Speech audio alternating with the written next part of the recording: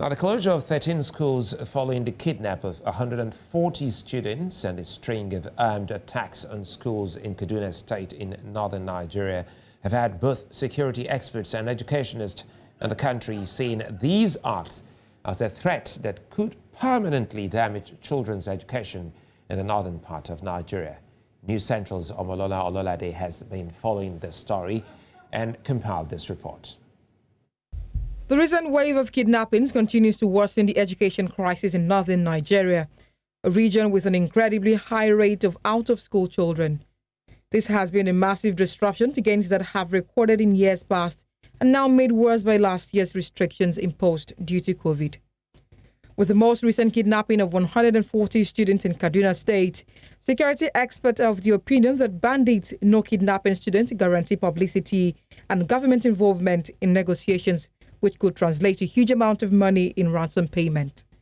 Some of these experts also give practical solutions to dealing with the situation.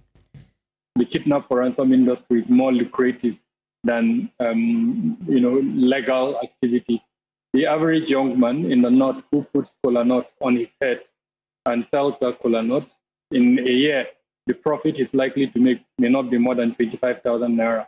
But that same young man, if he engages in kidnap for ransom, he can make millions of naira and with no consequence really in terms of the administration of criminal justice. The ungoverned spaces that exist in Kaduna State, the forest, the mountainous areas that these bandits hide and continue the activities must be dominated like immediately. And once they are dominated, then we would have prevented them from those havens, and more importantly, from using those ungoverned spaces to keep their victims.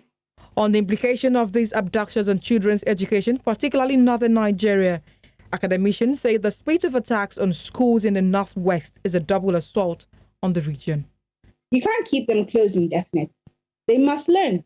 Unfortunately, some of these kids now are missing these NECO exams that have started because their schools have been shut down. Especially here in Kaduna, a number of schools have been shut down, especially when they're around in areas where, development hasn't gotten there yet.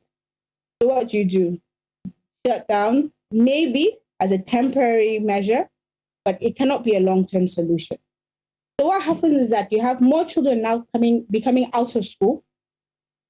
And generally that number now just increases to numbers that we already have that we're even trying to solve in the first place.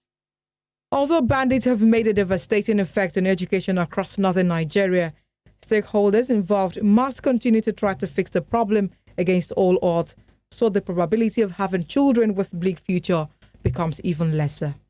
Omolola Ololade reporting for News Central.